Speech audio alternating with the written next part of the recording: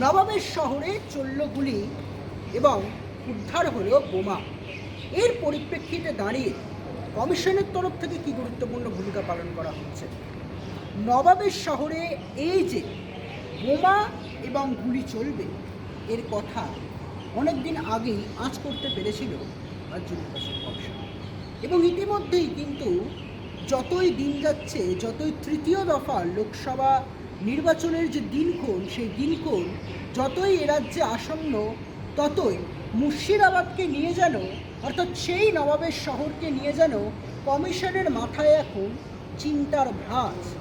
যার কথা মাথায় রেখেই কিন্তু ইতিমধ্যে মূলত মুর্শিদাবাদের নবগ্রামে যে ব্যাপক হারে বোমা উদ্ধার হলো 24 ঘন্টার মধ্যে, অর্থাৎ এটিআর অ্যাকশন টেকেন রিপোর্টে চাওয়া হলো ইতিমধ্যেই কমিশনের তরফ থেকে। এবং শুধু এখানেই শেষ নয়, এর পাশাপাশি কিন্তু উল্লেখযোগ্য পরায়ণভাবে আরেকটা যেটা বিষয়, মুর্শিদাবাদে কিন্তু মূলত ইতিমধ্যে কেন্দ্রীয় বাহিনীর যে সকল জওয়ানরা রয়েছেন তাদের পরিমাণের সংখ্যাও কিন্তু ইতিমধ্যেই ব্যাপক হারে বৃদ্ধি পেল।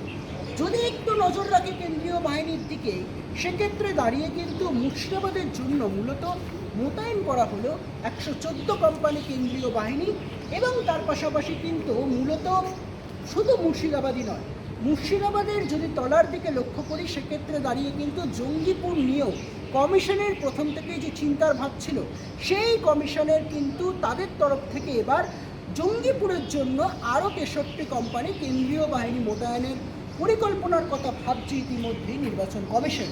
এবং ইতিমধ্যেই কিন্তু সেক্ষেত্রে দাঁড়িয়ে কিউআরটি, অর্থাৎ কুইক রেসপন্স টিম, তাদের যে ভূমিকা, তাদেরকেও কিন্তু গুরুত্বপূর্ণ ভূমিকা পালন করতে বলছেন ইতিমধ্যে নির্বাচন কমিশন। শুধু গুরুত্বপূর্ণ ভূমিকাই নয়, তার পাশাপাশি কিন্তু কিউআরটির যে পরিসংখ্যান, কিউআরটি টিমের যে পরিসংখ্যান, তাও কিন্তু ক্রমশ বেড়ে চলেছে। সেক্ষেত্রে দাঁড়িয়ে কিন্তু মুর্শিদাবাদের জন্য মূলত 113টি এবং জঙ্গিপুরের জন্য মূলত 63, সব মিলিয়ে মূলত 178টি কিউআরটি মোতায়েন করার কথা বলা হয়েছে ইতিমধ্যে কমিশনের তরফ থেকে, এমনটাই নির্বাচন কমিশন সূত্রে খবর পাওয়া যাচ্ছে। অন্যদিকে দাঁড়িয়ে রাত পোহালে, আজ 1 মে, রাত পোহালেই 2 তারিখ, এই 2 তারিখে কিন্তু মূলত কমিশনের সঙ্গে বৈঠক হচ্ছে ফোর্স কোর কমিটির টিমের, এবং এই কমিটির সঙ্গে বেলা 12:30 নাগাদ কিন্তু কমিশনের বৈঠক রয়েছেন। এবং শুধু কমিশনের বৈঠকে নেই, তার পাশাপাশি কিন্তু আইজি যিনি রয়েছেন সিআরপিএফের, তার সঙ্গে তিনি বিকে শর্মার সঙ্গেও বৈঠক হচ্ছে কমিশনের। এবং তার পাশাপাশি কিন্তু কমিশনের কর্তারা যারা উপস্থিত থাকবে, মুর্শিদাবাদকে নিয়ে কিন্তু তারা বিশেষ নজরদারি ইতিমধ্যেই ভূমিকা পালন করছেন।